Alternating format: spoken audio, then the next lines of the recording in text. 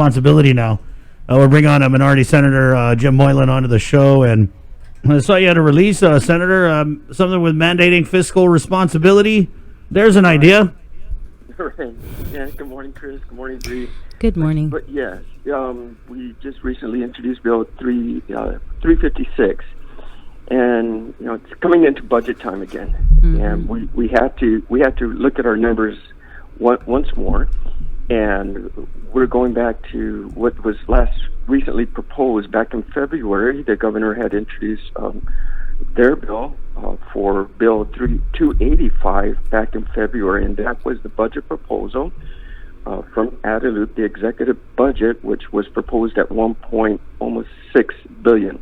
It's $1.059 billion in revenue collection for fiscal year FY21, and that was what the budget was going to be based on. But unfortunately, now we know we're at least going through this COVID-19 pandemic, but we know things have changed since the introduction of that executive budget bill, and this has greatly affected our economy. Less BBT and employee taxes; those are the two top items of collection for the government of Guam, and unfortunately, many people have also lost their jobs. So recently, the other week, we had our special economic service meeting, and we were looking at some numbers, and we already see a potential shortfalls in a lot in the special funds. The governor's office, however, feels still positive at this point, seeing some pluses and gains we had the previous year, and we're not at a point where the law does require some realignment. But at the end of this month, we'll have another consolidated revenue expenditure report that we can be looking at. But we also know the economic realities. We know where we're heading. And I think we're already there. And yes. And we're looking at recovery for not another 2 years, possibly, right? And especially with tourism. So the measure on 356 is that the budget be relooked at. We're needing the governor through her vision to provide us what the executive office wants to look at. How are they seeing the realignment in the budget? So just being fiscal responsibly, it's important to do this. And we want, I'm sure my colleagues also would want to support the governor's new vision now as we regroup and get the island back on its feet. But we know we were not going to have a budget as projected of $1.06 billion. Billion dollars, right? $1 billion. Right, and across the world, everybody has to relook at that. $1 billion. There you go. So basically, that's what we're doing. We need to get ahead of the game. We need to start looking responsibly, and how are we going to adjust this budget so we can come back and still provide the important key services for the government, and at what budget projection. Is that still accurate, Senator? Like, have they not provided you with an updated budget? Because I know that was the discussion. Right. At this point, what I'm understanding from Adelup is they don't wish to. And we don't wish to provide you with updated numbers. Right. And so if I can get it, if it's not going to be asked, or it's not going to be responded by an ask, which we've asked in a letter, then we're going to need to mandate it through a bill. The vision needs to come from the top. What is the projection? What does the governor wish to focus on with what we need to be fiscally responsible for? And that's the budget. Not to take away from the governor's vision, but because if you don't want the legislature just to tell you what's more important than other things as well. We're working with the leadership to ensure us that this is where I wish to be. It's great to be optimistic. I can understand that. And we had we're having federal money to come in, but we know if that federal money isn't available for the next 2 years. And in the meantime, rather than creating a panic like something we didn't project in the Trump administration with the Trump tax cuts, right? And then what happened, right? We saw an increase in BBT. Let's not do that. We have this we have an opportunity. We identified what's essential, what's not essential. We need to relook at what's the important things for us to start off first. And then as our economy grows back, then we can look at the other things that are also as important, but not as important of what we need to do today. So we have. It seems pretty important to have an updated budget that reflects the COVID-19 impact. What do you think, Bree? Bree is just, you know what? Today is not really the day. It's not really the day. You know, now that the COVID, we don't want to test anyone for COVID. The island's open. Yee-hee, party time. Now we got a lot of time to focus on the good stuff. So the Special Economic Services meeting, you guys had it last week with everybody in full Zoom. You had Lester, you had Mr. Bunn, you had Reverend Tax, and of course all the other senators. So what's next? I mean, you got information from everyone, including Ricky Hernandez. So what's next other than, well, you guys aren't going to get a budget, right? That's what you guys heard. You're not going to get a budget at all? We're not going to get a revised budget. They did. Okay, so can you take me back to why? What was the reason provided? Because of we're in a state of flux. We don't know, or right. Well, we just don't have to. Well, by statute, they don't have to. Because they submitted the one in February. Right. However, this is a extremely different situation. Right.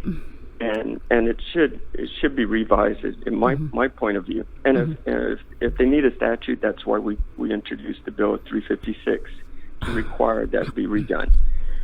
Since it was asked, and at this point it's not going to be done. But we do have a situation, and we had to get the budget done by this summer, by August. And we're having our next numbers are coming in at the end of this month. Another consolidated revenue expenditure report. And at the trend, we can see the hotels aren't open, the tourists aren't here. You can project, and the special funds have already been cut down, like the taxes on fuel. People weren't driving. The purchases, the BBT, people weren't buying. They weren't going into the stores. People were let go. The employees' taxes, employers paying their taxes on their wages. Right. Those are the two biggest things for our economy, and it's not. Well, there. Senator, if it looks like the administration isn't going to give you guys jack, are you guys going to do something on your own and put together your own budget based on whatever you were told at this SES meeting? Since it's quite clear that you guys know we're not going to see the revenues that we typically would have seen if we weren't having this crisis.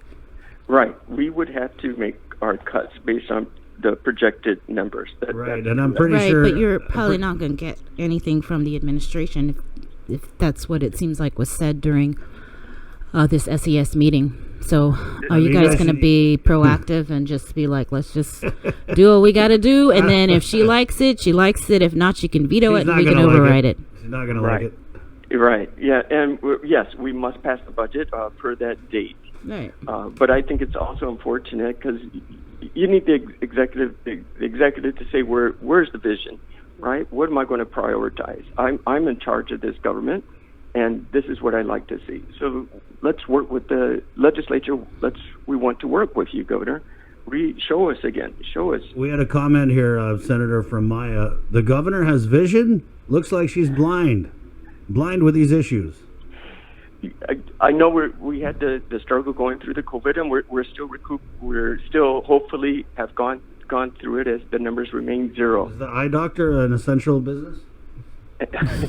Yeah, I need to tighten my glasses as well. But I mean, Senator, you guys should just tell them write another letter and say, hey, you don't want to give us a budget. We're going to come up with a budget, but guess what? It's going to be a really tight one. That's correct. That's correct. Right, the legislature controls the purse strings. But who's got the purse, though? Right, the spender. Has any of your colleagues said anything of what, giving you a hint of what you guys might do in lieu of not getting any revised budget? Yeah, that is going to be a challenge for those committee chairs to say where their department will be cut, because obviously that's going to happen. right? And it's going to be a challenge for them. That's for sure. And last year's budget, when during, I guess it would be when we were all in the black and all this extra money as well, I did introduce several measures, at least 7 of them that weren't approved at all. But now maybe the times have changed, that we can relook at things, because we only have so much in the payroll or in the purse in the budget, and we can't go beyond that. So let's see how it goes. But yes, the legislature would definitely have to pass the budget. That's bottom line. With or without the vision of the governor. But it's important that we do have that vision of the governor to be supportive of it. And we have different situations, especially with the special funds that have been reduced, and the Guam Customs and Quarantine, which relies heavily on passenger arrivals and airplane arrivals. I believe it's close to 6 million. They're already short, and there's no light in sight until the tourists start on coming back. It's unpredictable, right? They could have a relapse over there, and hopefully not.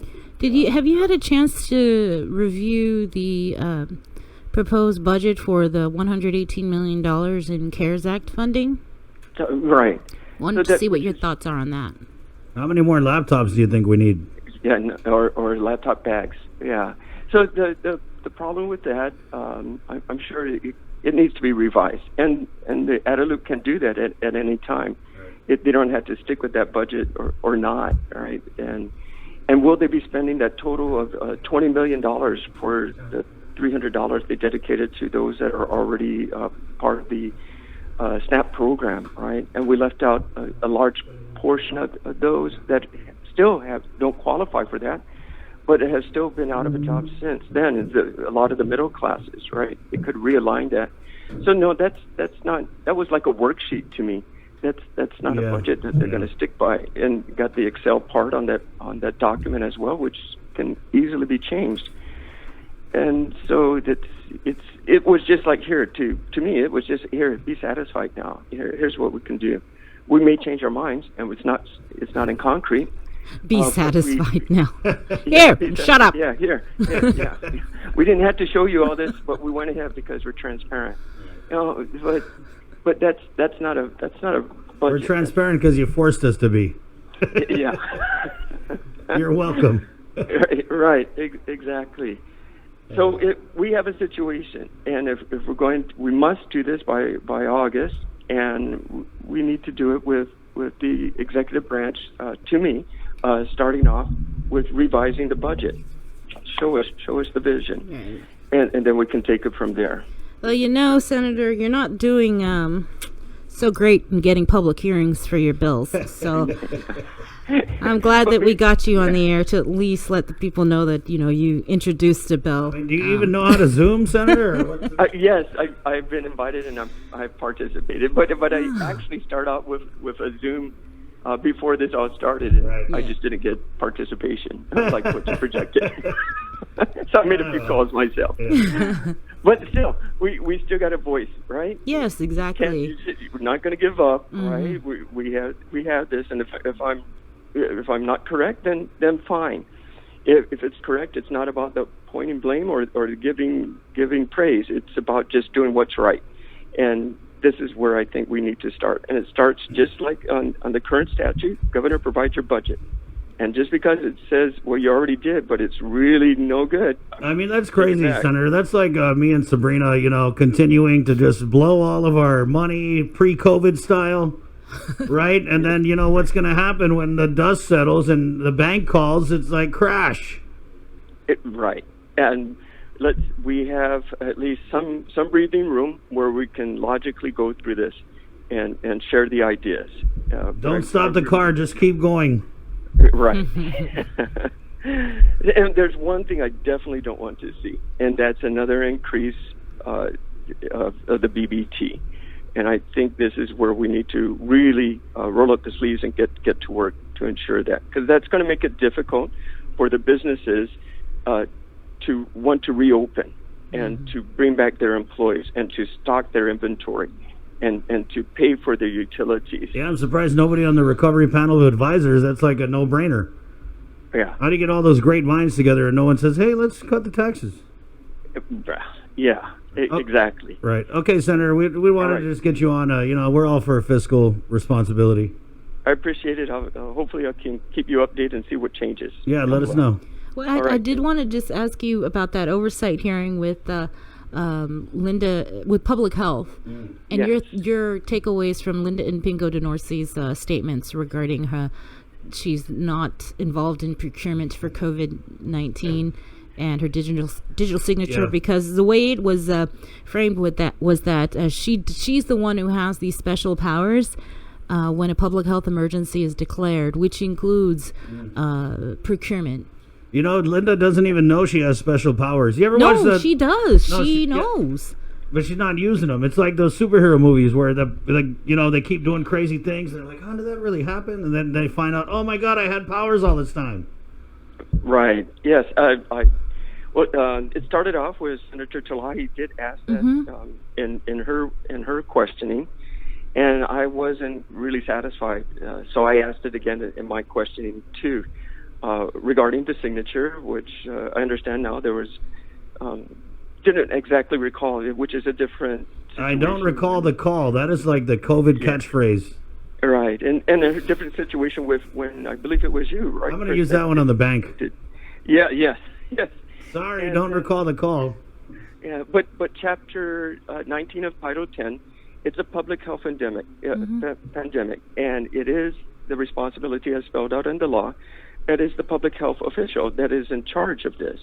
So I asked, did you relinquish your responsibility? And in a few words and less than it is, yes, I'm not part of that. But I don't see why not. When we are putting directors at a quarantine hotel that are not public health officials. Yeah. And we got some new stuff on that, Senator. So keep listening to the show. But you're right, and I think it's clear, knowing Linda and having interviewed her a lot. We interviewed her a lot. The way she's responding to this whole digital signature thing with the kind of verbal stumbling, I feel like it's concerning. So just observing what she said and how she said it. What do you make of that? Because it kind of seems like she's a little uncomfortable answering this, especially since the governor came out and said, no, Linda doesn't remember. That's the story. Yes. I'm not. I'm sorry she's in that situation. Yeah. I wish that wasn't the case so she can focus on her responsibilities. Right. But it did happen.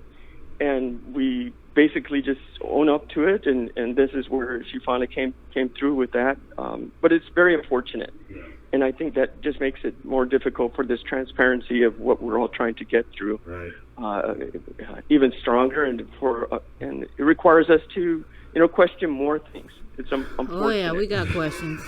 Yeah, well, we got to run, Senator. All right, thank you. Take care. Right. Good luck. Good luck. Take it easy. All right. Okay. All right, and let's go over to public health. We have Dr. Janet Maglotnia standing by. Good morning, doctor. Good morning. Good morning. So we just kind of wanted to bring you on. We asked Linda if you could come on and talk about testing protocols and efforts now that we're in PCOR 2, because, leading up to PCOR 2, there was a lot of